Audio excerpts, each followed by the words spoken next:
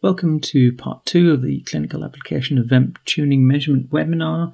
In this section we're going to look at VEMP tuning applications. So we've done a quick overview of the actual measures themselves, and now we're going to apply them in clinic, in a clinical setting. Now we're going to look at the VEMP tuning application, so how we can measure that in clinic and the practicalities of carrying that out. And we're going to use the Eclipse to demonstrate that in real time. So when we look at the frequency tuning properties, we can see many different published literature articles, and again we'll delve into this a little bit more in part 3 of this webinar. But certainly the frequency tuning properties have captured a lot of scientists' attention in looking at what that might tell us, both in a healthy subject and how we then can look at those changes in a subject with pathology.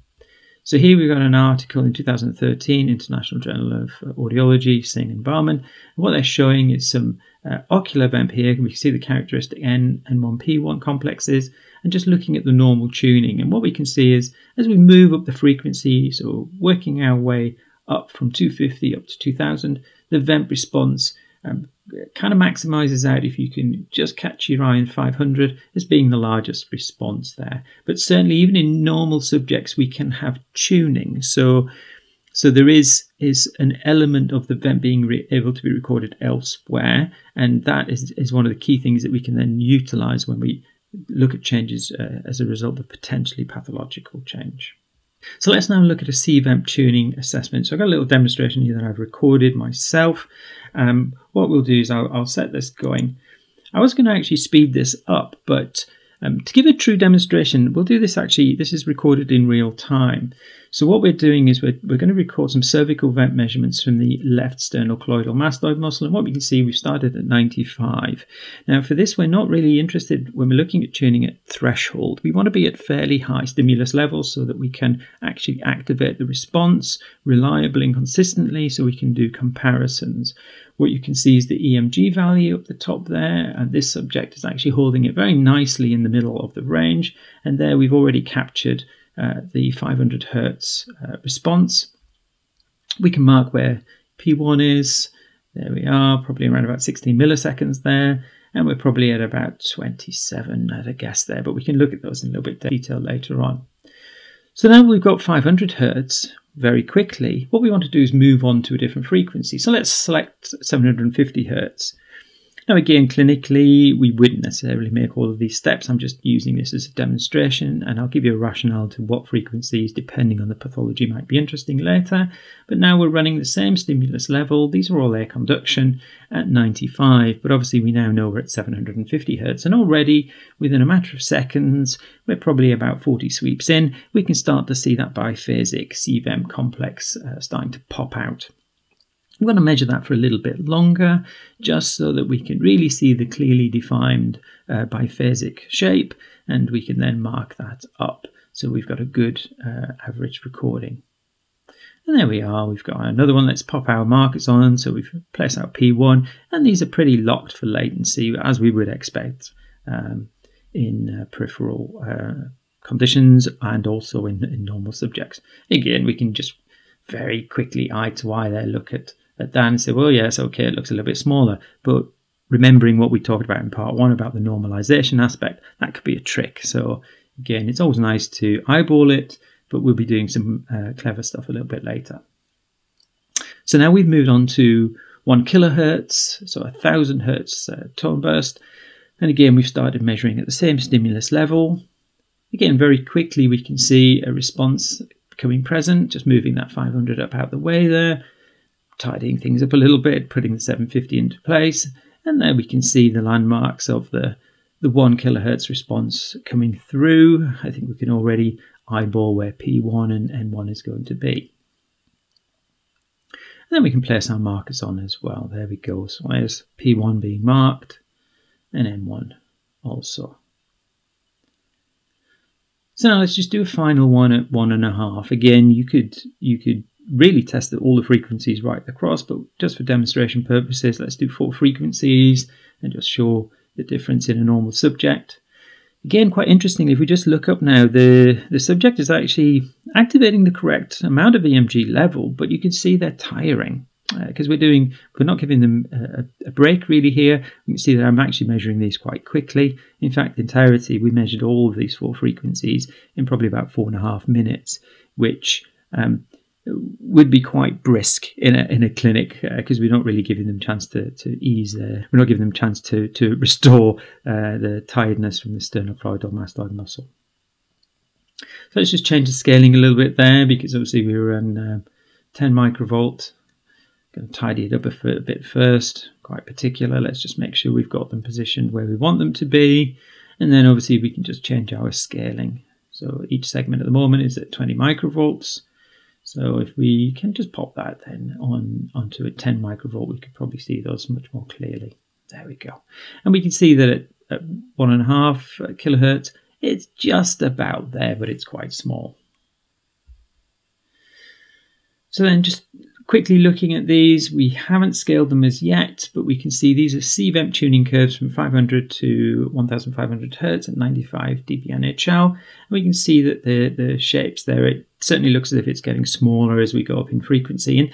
And typically that, from the normative data that we discussed before we started this demonstration, that's what we would expect to see. However, it's not always the full story, so we will come back to that. So keep that in mind. Okay, so that's cervical VEMP tuning, how we can use that. Let's do a real-time ocular VEMP tuning.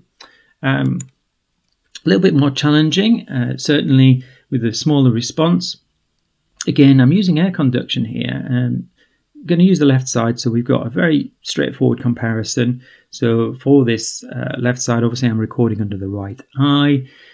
We've got a 500 Hertz tone burst coming through, and again we can see that characteristic response coming in. Remember, it looks inverted to the cervical VEMP because this is excitatory, so the N represents the muscle jumping and the P relaxing, as opposed to the cVEMP where P represents it relaxing, that inhibitory bit, and the N it jumping back. So we're going to change frequency again, and we're going to do the same frequencies as what we did previously. So we've got a good comparison in terms of the real-time data collection. So we've got 750 Hertz here that we're now measuring. Again, quite a quick response coming through. And once you've got a good response and good morphology, you don't really need to record it much longer than that for 2 reasons. And again, we'll touch on this a little bit later. 1, the level of noise exposure is reduced. And 2, the muscle starts to tire. So whether it's being inhibited in the cVEMP or whether it's being excited in the oVEMP, that muscular response, once it starts to tire, actually becomes less reliable. So placing our markers in there, we've got our N1 in position, place our P1 in position. Again, we can do a quick eyeball there, but again, it looks a little bit smaller than the previous one. Now we'll move on to the next frequency, and we did 1000 Hertz in the cVEMP, so we'll do exactly the same for this particular assessment. And there we go, up it pops, starting to collect some data.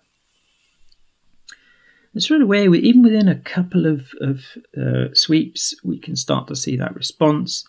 One of the key things with ocular VEMP, didn't really mention it a bit earlier, which is remiss of me, so I'll reiterate it now. It's keeping that eye in an elevated position. You'll see you talk within the literature of being about 30 degrees. Essentially, it's as high as you can place the eye in its orbit. You do need to keep an eye on the patient, pardon the pun, because they will look away when you look away from them. So keeping just one eye on them to make sure their eyes are up in the right position really does shorten your recording time, because it places that muscle right underneath the electrode that you've placed underneath the eye. So again, we can move those just out of the way there so we can see, well, it certainly looks just at a quick eyeball that the response is getting a bit smaller as we go up in frequency. Again, exactly what we would expect based on some of the normative findings. So just for completeness, let's do 1.5 kilohertz, just so we've got exactly the same measurements as what we did with the cVEMP. Again, no shortening in these recordings. This is in real time, so this is perfectly achievable what you would yourself be able to do in clinic with the Eclipse. In fact, the setup for cVEMP and oVEMP is probably a little bit more lengthy than the actual recording, the majority of people will say. Again, we can see there's a bit of a small response coming through there. Actually, when we compare it with the noise in the trace, for me, that I can just about make it out. I could probably locate N1 and P1, but that's going to be very, very small. Probably around about the level where we would start to question whether there was a reliable response in the trace. But just so we can mark it out, because fortunately for us, we have other frequencies where we've measured this, so we can see where the consistent patterns are in the actual response. Okay, so that's all for frequencies measured. We can change the scaling just to make sure that the sizings fit on and that we're quite happy. And obviously that then leads us to moving on to looking at the amplitudes. We looked at 500 to 1.5 kilohertz. We were at 100 dB NHL, and again, this is really high acoustic levels, so we do have to be mindful of any patients that may have hyperacusis, tinnitus, particularly infants, children, where really air conduction at this sort of level may be a bit disturbing for them, and bone conduction might be utilised more successfully. We've got a couple of literature articles there looking at the safe use of acoustic stimuli in VEMP. And again, we have to remember that if we can shorten the time down for the recordings, then the actual dose rate is relatively low. The other thing to be careful around in terms of your EP systems, one of the features that I particularly like in the Eclipse is that if the EMG level, particularly in cervical VEMP, is not at the correct point, this doesn't really apply to oVEMP, but certainly in the EMG controlled cVEMP, then the stimulus doesn't play. So we're only actually stimulating at the point where EMG is at the right level. So we're actually even controlling the dose of acoustic energy being put into the inner ear structures on the EMG basis as well. Okay, so let's look now at amplitude. Okay, so now that we've collected our data, we've got our frequency tuning properties for both the cervical and ocular VEMP. What we want to do is look at the amplitudes, because that's what we said was pretty key. So here's another demonstration for you, just to show how we can actually look at those levels. So again, we've got our ocular VEMP responses demonstrated and displayed there.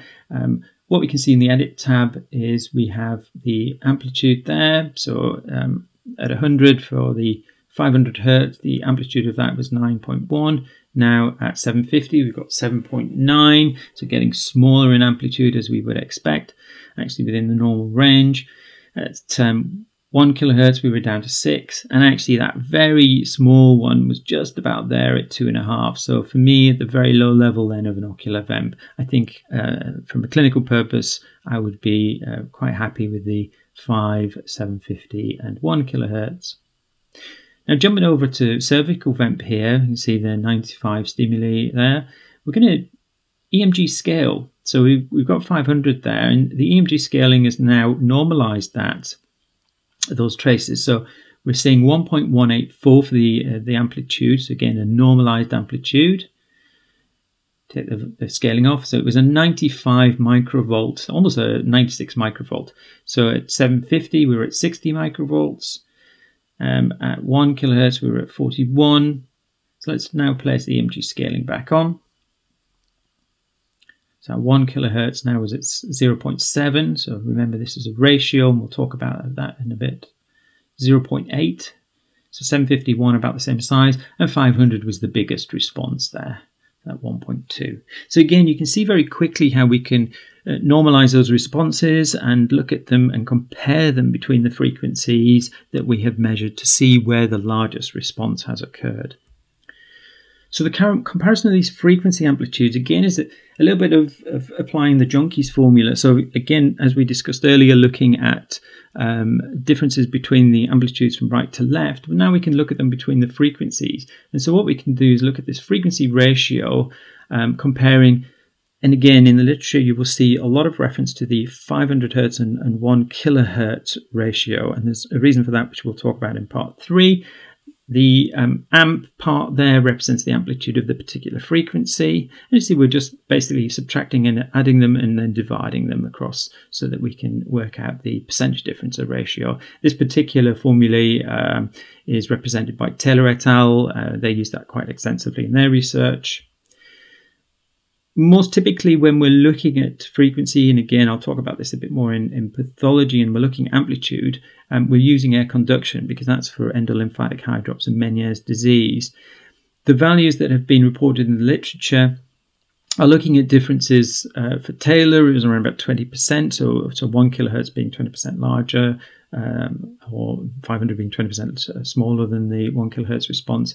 And again, in the Kim Lee et al., they were at 0.7. So again, the larger response being the 1 kilohertz. So we're seeing a tuning effect in amplitude there. Okay, that brings us to the end of 2. The next section we'll look at how we then apply that into assessing that vestibular end organ.